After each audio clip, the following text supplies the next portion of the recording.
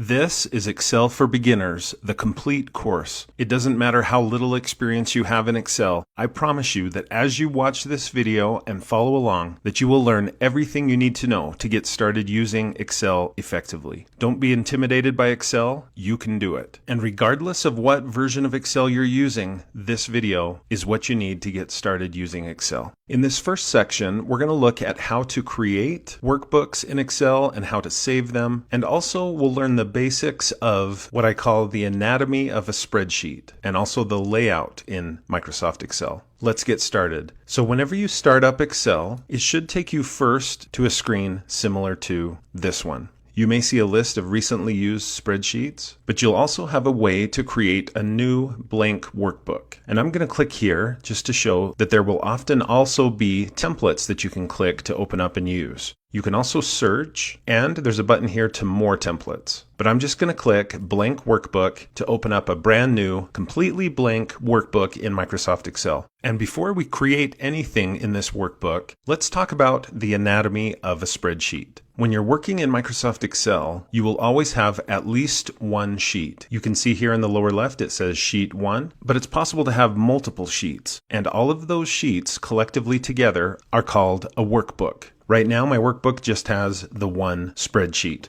In Excel, spreadsheets are made up of columns. You can see this is column E, this is column C, this is column K. And when I select the letter for that column, the entire column gets selected. We also have rows in Excel. This is row 3, this is row 9, this is row 10. So every column has a column letter and every row has a row number. Now the intersection of a column and a row is what we call a cell. So for example, this cell here is the intersection of column E and row 10. And an Excel workbook can contain over 17 billion cells. When you click on a cell, that becomes the active cell. Now, one of the most powerful things about the cells in Excel is that each one can be described by the intersection of its column and row. So for example, this is cell F8, and that's how you say it, F8. What cell is this? This is cell L4, and this is cell B7. Now, because of this fact that you can describe every single cell in Microsoft Excel, there's a lot of exciting possibilities that come about because of that. And you'll see that as you begin using Excel more. The next part of the anatomy of a spreadsheet is range.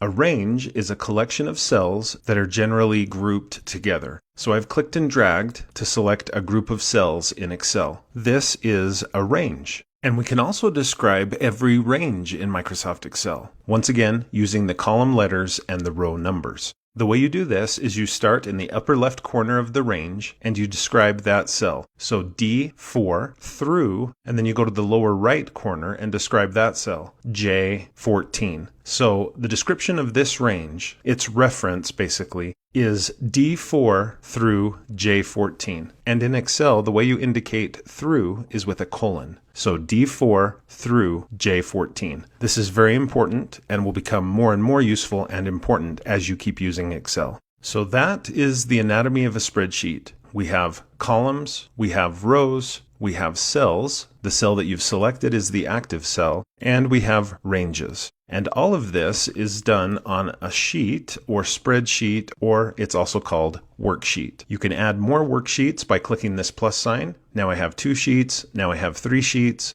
and the collection of all of these sheets together is what we call a workbook. Now, in addition to the anatomy of the spreadsheet, it's also important to understand the layout that we have to work with in Microsoft Excel. As you use Excel, you'll notice that there are tabs across the top of the screen. Generally, you'll start on the Home tab, but we also have the Insert tab, Page Layout tab, Data tab, etc. Whenever you click a tab, the tool buttons that you have here below change, and this part of the layout is called the ribbon. So if I click the Formulas tab, I get the Formulas ribbon. If I click the View tab, the ribbon completely changes. Now I have the View ribbon. And each ribbon is divided up into groups. You can see the groups are separated by lines. So I have a Charts group, I have a Tours group, a Comments group, a Tables group, etc. Now, not all of the options can fit in such a small group. For example, my charts group is not big enough to hold all of the options. So some of the groups have what I call a launch button, or sometimes it's called a dialog launcher, but I'll just call it a launch button. Not all of the groups have these launch buttons, but if you click on a launch button, it'll open up with even more options than could normally fit in the space provided on the ribbon. In addition to the tabs, the ribbons, and the groups, and the launch buttons, we also have some other layout features that you really need to know. Over here on the right, we have a scroll bar that you can use to move down your spreadsheet and up the spreadsheet. We also have a horizontal scroll bar. Underneath that, we have a zoom slider. If I slide this to the right, I zoom in on the spreadsheet. If I slide it to the left, I zoom out on the spreadsheet. Doing this does not change the data at all. It just zooms in or out. I have some view buttons here in the lower right corner. I can go to page break preview or the page layout view, but most Excel users spend most of their time in normal view. Here in the upper left, we have what's called the name box. Whenever you click on a cell, you can look in the name box to see the description of that cell or the name for that cell. And later you'll learn that this name box can do even more for you. Here at the top of my Excel layout, I have the quick access toolbar, and I have customized this. Yours may look different, but this gives me quick access to some of the most commonly used features in Microsoft Excel: my save button, an undo button, auto sum, and more. Here's my title for this spreadsheet. Over here I have my close button. It looks like an X. If I click that, the spreadsheet will close. And then finally, here I have a very special bar called the formula bar. In many cases, this is where you'll go to enter formulas into Microsoft Excel. So now that you know about the anatomy of a spreadsheet and also the layout in Microsoft Excel, you are completely ready to begin learning to use Excel. At this point, I'm going to click File and Save.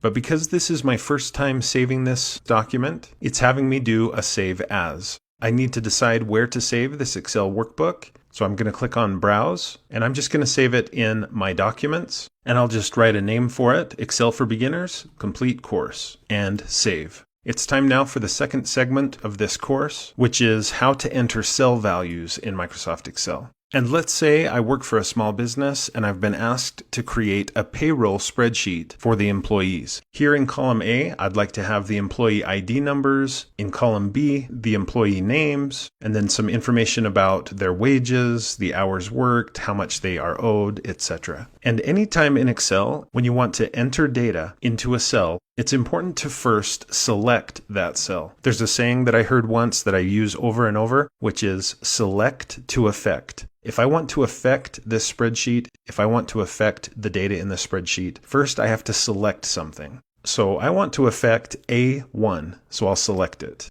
Just by clicking on it once, I can now affect it by typing. So let's say the employee ID number for employee 1 is simply 1. I type the number 1 and that data appears in the cell, but it's not truly entered in the cell until I tap Enter or Return on the keyboard. Now the data is inside that cell. Notice when I tapped Enter, the active cell moved down 1, and that's great because that's where I want to type the next number: 2, Enter, 3, Enter, 4, Enter, and I could just continue to do this down the spreadsheet. But that is kind of a repetitive task, and Excel has a built-in feature to make it so it's not so repetitive. There's something called the fill handle or the autofill handle in Microsoft Excel. And the way it works is that it's been set up to identify patterns and then to extend those patterns. So I want to show Excel the pattern that is developing here. The pattern is adding 1 to the previous number. So 1, 2, 3, 4. The pattern is clear. I'm just adding 1. So if I click and drag to select that range, A1 through A4, the pattern should be clear. Now I'm going to zoom in a little bit so you can see this a little better. But if you look in the lower right corner of this range that I've selected, you'll see a little green square. That's what we call the autofill handle or the fill handle. If I put my mouse pointer directly on that little green square, notice that the mouse pointer becomes a black plus sign. Now if I click and hold the click, I can drag down the spreadsheet. I'm going to go all the way to 70. And then I can release the mouse button, and look what it does. Excel automatically extended the pattern that I showed it. Next, I'm going to click on cell B1 because I want to affect that cell. And I'll type the name of the first employee. And then I'll tap Enter. And again, the active cell moves down the spreadsheet. I can type the next employee name, and I'm just going to use first names so that this goes faster, and the third name. Now you'll notice I misspelled one of the names. This is supposed to be James, not Jams. So this gives me the opportunity to teach you a very important concept in Microsoft Excel, and that is the difference between clicking on a cell and clicking in a cell. When you click on a cell once, the whole cell is selected. So if I click on Jams and I try to fix this so that it says James, the first letter I type will erase whatever the contents of that cell already is. So that's what happens when you click on a cell and type. It erases everything that's already there. Well, what if I've got 5 or 6 words in this cell and only one word is misspelled? I don't want to have to retype all of it. So instead of clicking on the cell, I'm going to double click on the cell, and that gets me inside the cell. Now you can see my flashing cursor, and I can use the arrow keys to move that cursor to exactly the right place, and then I can type and fix the misspelled word. Then I can tap enter on the keyboard, and that correction is entered into the cell. Now as you're entering data into Excel, every time you tap enter, the active cell should move down. But what if you need to move up? You can hold the shift key and tap enter, and that should move you up the spreadsheet. Give me a few seconds to finish entering names, and then I'll resume. Now that I've finished my list of names, I'm going to click here on cell B1 because I need to show you, in addition to moving down the spreadsheet by tapping enter and up the spreadsheet by using shift enter, you can move right and left by using the tab key. So if I tap tab, I move to the right. Now I'm on cell C1 and I can type in the hourly wage of Julia. If I need to move to the left, you can probably guess what keys I need to press. Shift tab moves me to the left. So enter is down, shift enter is up, tab is to the right, shift tab is to the left. So I'm going to tab over to cell D1 and I'll put in the number of hours Julia has worked in this month, 160. I'll tab over. The next thing we need to learn about entering cell values in Excel is how to clear and copy cell contents. So we've already looked at how to edit them by double clicking, but what if you just need to copy the contents of one cell to another cell? You can click on a cell or even a range if you prefer, and then hold the control key and tap C to copy. Now there are other ways to do this. You could go to the Home tab and you could click this button here to copy the contents of cell C1 in this case. It's also possible to right click, copy, but in most cases, simply using Control C to copy and Control V to paste is going to be your fastest way to copy paste. So I could just keep pasting in the number 15 in each of these cells, but remember we have a tool called the autofill handle, and it's great to avoid the repetitive entering of data. So now with just cell C5 selected, what is the pattern that the autofill handle is going to see? The only pattern I'm showing it is one number. If I click on the autofill handle and pull down the spreadsheet all the way down to the bottom, it's going to extend that pattern of just the number 15, and it basically copies that same number all the way down the page. So that's a shortcut that we can use. But what if this number isn't accurate for all of these employees? Maybe Amelia is making more than $15 an hour. I could click on that cell and just overwrite it with another number, tap enter, and that's a very fast way to do it. But there are times when you need to not only delete the information that's there by either overwriting it or tapping the delete key or backspace key on the keyboard, but sometimes you need to completely clear everything that's in that cell, not just the data, but maybe also the formatting and other information. You can do that a couple of different ways. One is to right-click on the cell and choose Clear Contents, but one of my favorite ways is to select the cell or range of cells, and then go up here to the Home tab. On the Home ribbon in the Editing group, we have this button. And if you click the arrow next to the button, you can clear all, or just clear the formats, contents, hyperlinks, etc. I'll click Clear All, and everything is completely wiped clean out of that range. I'll hold Control and tap Z to undo that, but it's important that you know about that feature. Now, as I'm building this spreadsheet, I'm realizing it's going to be hard for me to remember exactly what each of these columns of data represents. 15 what? 16 what? 160 what? I should have put in column titles or headings. So let's look at how to insert new rows and columns into Excel. If I need another blank row above row number 1, what can I do? Well, all I have to do is right-click on the number 1 and choose Insert. If I need a new blank column, all I need to do is right-click on, let's say, column A and choose Insert, and I get a column to the left of column A. I can also insert columns in between data, so I'll right-click on D, Insert, now I get a blank column between C and now E, and I could do the same with rows. I'm going to undo all of that to get back to this point where I just have a new blank row above my data. And I'll click here on cell A1 and I'll call this Employee ID. I'll use Tab to move over to cell B1 and I'll type Name. I'll use Tab to go over to C1 and I'll type Hourly Wage. And I'll tap Tab to move over to D1 and I'll type Hours Worked. I'll tab over to E1 and type Taxable Income. At this point, I'll tap Enter on the keyboard. Now I understand a lot better what all of the data in these columns is about. Now you probably noticed that not all of my data in row number 1 actually fits inside the columns. For example, in C1, hourly wage doesn't really fit in the space I have provided for it. So let's look at how to fix that. I could click and hold the click between the letter C and the letter D, column C and D.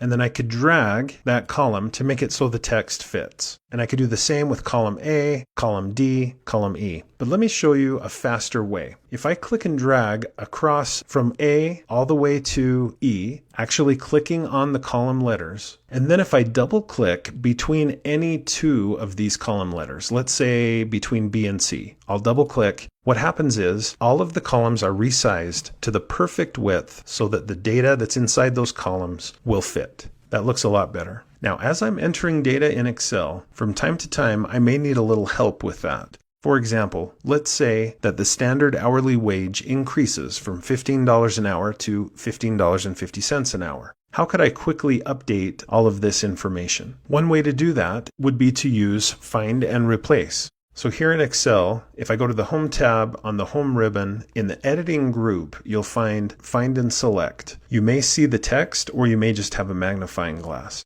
If you click on the arrow next to that, notice that there's an option for Find and there's also Replace.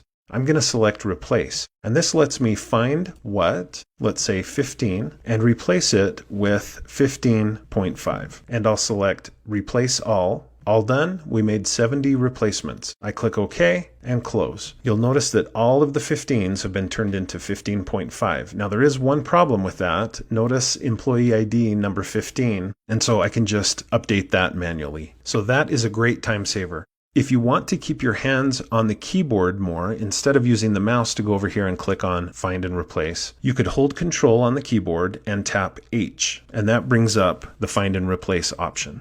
Generally speaking, anytime you can keep your hands on the keyboard and not use the mouse, you'll be able to work more efficiently in Excel. One other trick for entering cell values and data into Microsoft Excel that you'll definitely want to know is how to use the autocorrect features. So if I go here to File and choose More, I can go to Options, and here in my Excel options, I could go down here to Proofing, and here you'll see autocorrect options. Change how Excel corrects and formats text as you type. If I click this button, it lets me adjust some of these settings. So for example, right now, if I type a day, it will automatically capitalize the first letter of that day. And there's some other settings here that you can change. But down here, you'll notice that there's a replace blank with blank. And there's already some examples here of common misspelled words and how they'll be automatically corrected. So let's say I need to type the name of my YouTube channel quite often. Instead of typing the beautiful name Technology for Teachers and Students over and over and over, what I could do is I could just type T4TAS, and then I'll tab over, and this will make it so that I can type T4TAS and it will automatically be replaced with the most descriptive and catchy name in the history of YouTube channels. I'll click Add, click OK. Let's try it out. I'll click OK again. So now if I click on a cell and type T4TAS, tap Enter, it's automatically auto-corrected to be the full name of my YouTube channel. I'm going to undo that. But definitely think about the autocorrect features in Microsoft Excel and adjust them to your advantage. I've now updated some of these hourly wages and I've put in all of the hours worked for each employee. One last thing I want to show you about entering values and managing the data that you put into Excel is I want to show you how to move the contents of cells. We've already looked at how to copy paste by clicking on a cell or range, Control C to copy, Control V to paste. You could also do a cut paste, Control X to cut, Control V to paste, and that essentially moves the data from one cell to another. But another way to do the same thing is just to click on a cell and then put your mouse on the very edge of that cell, any of the edges.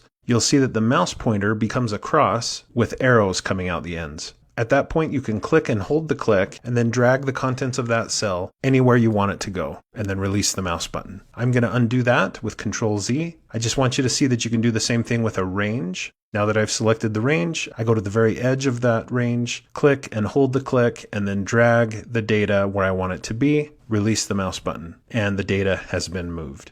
Again, Control Z to put it back. With that, we're now ready for the third segment of Excel for Beginners Complete Course. In this segment, we're going to focus on formulas. I would like to calculate the total taxable income for each employee. And for that, I need to multiply each employee's wage by how many hours they worked. So I could do that in my head, or I could use the calculator and then just put in the information here. But that is exactly one of the things that Excel does best. Excel is a spreadsheet tool, yes, but it's also a calculator. It has built in pretty much all of the calculator functions and operators that you would need. So here on cell E2, I'm going to create my first formula. In Excel, whenever you're creating a formula, you need to start by typing equals. When I first started using Excel, this was confusing to me until I thought about algebra. In my Algebra 1 class that I took, I remember learning about variables. And there would be formulas like x equals, and then it would be y plus 10 divided by 3 or whatever. That's basically what we're doing here. So whenever I type equals, before I type it, I think E2, and then I type equals.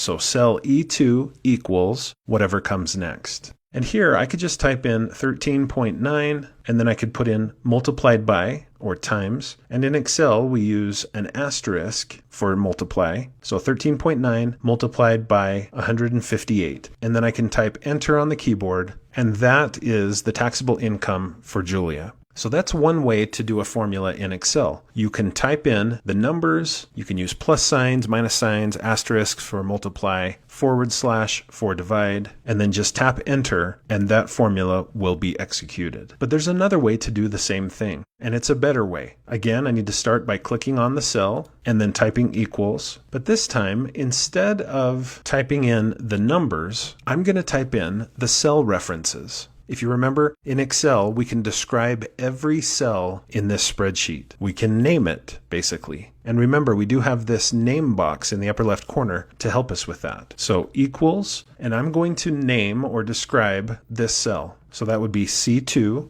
So I'll just type in C2 asterisk for multiplied by D2. And I'll type in D2. Now you'll notice as I typed in those cell references, Excel highlighted them in different colors, so I can see exactly what I'm about to do. Now I'll tap enter on the keyboard and I get the same result, but this time it's a little better. The reason why it's better is because this formula now is dynamic. If I change the contents of one of these cells, let's say it's a mistake, Julia doesn't really have a wage of 13.9, it's more like 14.25. I can tap enter and look at the taxable income, it's going to change. So this is a superior way to create a formula in Excel. There is one other method that I want you to be aware of. I could type equals, and then instead of typing the cell references, C3 asterisk D3, I could just click on the cell. So C3 asterisk, and then click on D3. Tap enter, and my formula produces results. Now it looks like the contents of cell E2 and cell E3 are simple numbers. It looks like the contents of E2 is 2,251.5 and the contents of E3, 2,480. But that's not actually true. If I double click on E2, you can see that the contents of that cell is just a formula. What about E3? Double click, the contents of that cell is a formula. So we see the results of the formula, but what actually is in the cell is a formula. And let's talk about the type of formula that we have. In both cases, these are relative cell references. What that means is, when I say C3 multiplied by D3, what Excel is interpreting that as being is just to multiply whatever is in two cells to the left, multiply that by whatever is in one cell to the left. So watch what happens now when I use the autofill handle. If you remember, the autofill handle lets me extend a pattern. If there is no pattern, what it does is it copies the contents of a cell. So I'm going to use the autofill handle, and I could click and drag all the way down the spreadsheet like I have in the past, but I want you to see a shortcut. If you have a table basically of data that's all together, instead of clicking and dragging on the autofill handle, it is faster just to double click on the autofill handle and it automatically extends down the page. So look at that. Because I use the autofill handle, I don't have to keep creating formula after formula after formula. My formula was copied and extended down the spreadsheet because I used the autofill handle. Now, how come that worked? The reason it worked is because of what I said a minute ago. Excel is interpreting these cell references as being relative, not absolute. So C3, Excel just interprets that as 2 cells to the left. D3, 1 cell to the left. Multiply the two together, you get a result. So down here, when I copied that formula down using the autofill handle, it just adjusted those cell references. It's still 2 cells to the left multiplied by 1 cell to the left. It's no longer bothering with C3 and D3. It's moved on to C4 times D4. What about down here? Double click, C7 multiplied by D7. The reason this works is because these are relative cell references. Now, what if I wanted to calculate the amount of taxes to be paid? Now, I understand this isn't how it's normally done, but let's pretend. And let's say the tax rate is 7%. And I'm going to enter this as a decimal, 0.07, and I tap enter. Let's use a formula now to calculate the taxes to be paid. I'll click here on cell F2, and in my head, I'll say to myself, cell F2, and then I type equals the taxable income of Julia in this case, multiplied by the tax rate, H1. I'll tap enter on the keyboard and you can see the results. This worked beautifully. But what happens when I use the autofill handle and double click to extend that down the page? It didn't work. Why didn't it work? Let's look at these formulas. Because I used relative cell references here in my original formula, Excel is looking 1 cell to the left and multiplying it by 2 cells to the right and 1 above. So when I copied that formula down the spreadsheet, it continued that pattern. It's looking 1 cell to the left, 2 cells to the right, and 1 up. And because these cells are empty, it's like multiplying by 0. So I'm going to fix this formula by clicking on cell F2. And in Excel, anytime I want to extend a formula, work on a formula, what I like to do is click on a cell, and then instead of editing it here by double clicking on it and making some changes, it's easier and better in most cases to just select the cell and then go up here to what's called the formula bar. This is a safer, easier, better place to edit and work with your Excel formulas. So right now, these are relative cell references. I want to change the H1 reference to become an absolute cell reference. The way I do that is by putting a $sign in front of the H and a $sign in front of the 1, and then tap enter on the keyboard. And what those $signs do is they force Excel, whenever this formula is copied or used, to always refer exactly to column H and to row 1. So that part of the formula, no matter how far down the spreadsheet I copy it, it will remain fixed on cell H1. Let's try it now. I'll double click on the autofill handle. It copies down the page. Let's see if it's working. It looks like it is. If I double click on any of these formulas, you can see they're all referring back to cell H1, and that's where the tax rate is kept. So that's a very important concept to understand, the difference between relative cell references like this one and absolute cell references like this one. And cell references could be partially relative and partially absolute. I could have left the $sign off the H and just kept the $sign on the 1. There are 2 more things you need to know about using formulas before we move on. The first is that from time to time, you may make a mistake in your formulas. For example, if I tried dividing the contents of cell E2 by 0, that's not possible. It's an error. I tap enter on the keyboard and I'll get an error message. Error messages look something like this, often with hashtags or other symbols. Sometimes you'll be warned that what you're entering may be an error. For example, if I do it this way, I get a warning. Do I want to accept their correction? Yes or no?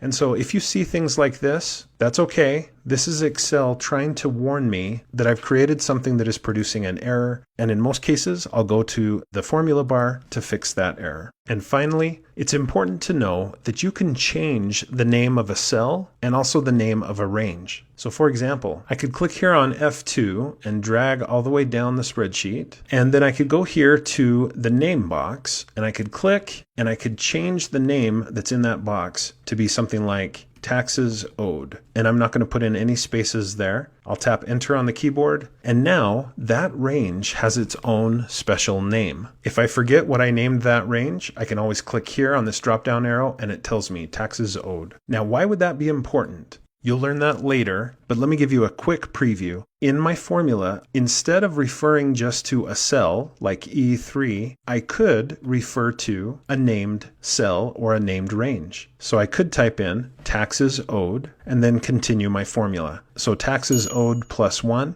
Tap enter, and it's added 1 to each of those cells. Now that's not a great example. Like I said, you'll learn later on in this video and in other videos I've created, how you can use those named ranges in some exciting ways. In this next segment of Excel for Beginners, the complete course, we're going to focus on functions. And many users of Excel constantly confuse formulas and functions. You'll even find those mistakes in other videos on YouTube. But there's a definite difference between the term function and formula in Excel. And the first function that I want to teach you is sum. Let's say I want to add up all of the hours worked and all of the taxable income to be paid to the employees. I could just browse down the sheet here to the bottom of the data. Column D has the hours worked, and I'll click here in D72 and type equals. Again, thinking in my head, D72 equals, and then I'll use my first function, sum. Now, as soon as I start typing a word in that cell, Microsoft Excel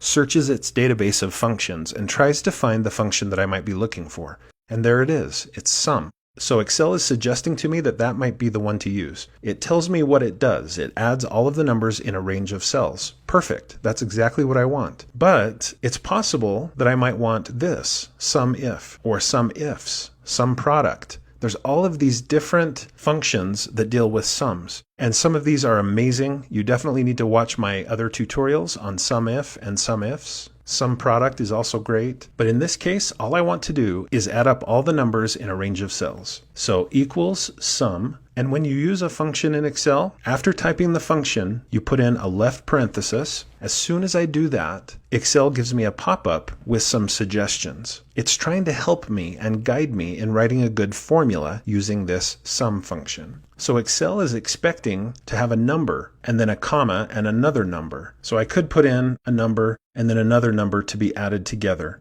Let's say 5, 6, and then I should put in my right parenthesis, although it's not necessary. And then I could tap enter and it adds those two together. But in this case, I don't want to add 5 and 6. I want to add this entire column. So how do I describe this entire range of numbers that I want to add up? Well, if you remember, we can describe a range by using the top left corner and then the colon and then the lower right corner. In this case, it's all just in one column. So D2, and then I'll go back down here. So D2 and then the colon, so through. I want to sum D2 through D71. I should put in a right parenthesis, but I don't have to. I'll tap enter on the keyboard. There's the grand total hours worked by the employees. Let's look at another way to do the same thing. Instead of typing the cell references, I could just say this cell and type equals sum left parenthesis, and then I could have clicked and dragged to select the entire range, all of the numbers that I want to add up, and then back down in my formula, I could have tapped enter and gotten the same results. Now, because the sum function is so common in Microsoft Excel, they've added what's called the AutoSum function. So instead of even typing that formula at all, I can just select the cell beneath the data that I want to sum up, and then I simply go here to the Home tab, Home ribbon. In the Editing group, this symbol stands for AutoSum. So I'll click that, and Excel automatically figured out what I want to add up, D2 through D71. Tap Enter, and it's done. So in many cases, auto sum is the fastest, best way to do that. At this point, I probably should type something here like totals, colon, and maybe I could click on it and go to the Home tab, font group, and make it bold. Maybe I go to the alignment group and change it to be aligned right. And now I could do the same formula, auto sum, for taxable income. Or instead of redoing the formula, I'll just click on D72 and I'll use the autofill handle to scoot that over and the formula adjusted. Because these are relative cell references, they don't have dollar signs. When I autofilled it over to the right, those cell references adjusted and it worked beautifully. In addition to the sum function, there are some other functions that are pretty common and important. For example, we can calculate the average. Let's do that. With cell D73 selected, I'll type equals, this cell equals average, and you can see that I do get similar helps as I did with sum. Excel explains what this is. It also can tell me about these other average functions, but I'll stick with the generic average. Now that I've put in a function, I need to put the left parenthesis, and I'll put in my range, D2 through D71. Tap enter on the keyboard. There is the average number of hours worked by this group of employees in the last month. I can autofill that to the right, and there we have the average taxable income. Now, if you remember, we set up a named range for the data here in taxes to be paid. Let's look at how named ranges work with formulas and functions. So here on F72, I'm going to say to myself, F72 equals the sum of, and I'll put in a left parenthesis. It's looking for a number. I'm just going to type in taxes owed, and then I'll put in my right parenthesis. And notice Excel recognizes taxes owed. Oh, you want to add up all of the taxes owed. And Excel knows what that means because I named that range. So now when I tap enter, it just automatically sums up everything in the taxes owed range. I can do the same thing with average. So F72 equals average, left parenthesis, taxes owed. Tap enter, and it figures it out. Let's look at three other important and common functions in Microsoft Excel. We're going to calculate the highest hours worked, the lowest, and then also we're going to count the number of employees. So here, I'll type highest, lowest, and number of employees. Okay, how am I going to figure this out? If I want to know what the highest amount of hours worked was out of all of these employees, and I also want to know the highest taxable income of all of these employees, there's got to be a good way to do that in Excel that's easier than just scanning and looking for the highest number. Fortunately, there is. There's a function called max. So in my head, I'll think D74 equals max, left parenthesis, and then I just need to describe the range of cells to look in. I want to find the highest number, the max number in this range, D2 through D71. I should put in my right parenthesis, but I don't have to. Tap enter, and the highest number of hours worked in this month by this group of employees is 208. I can autofill that over to the right, and I'll just go to both columns now to the right. And now we know the highest taxable income amount and the highest amount of taxes due.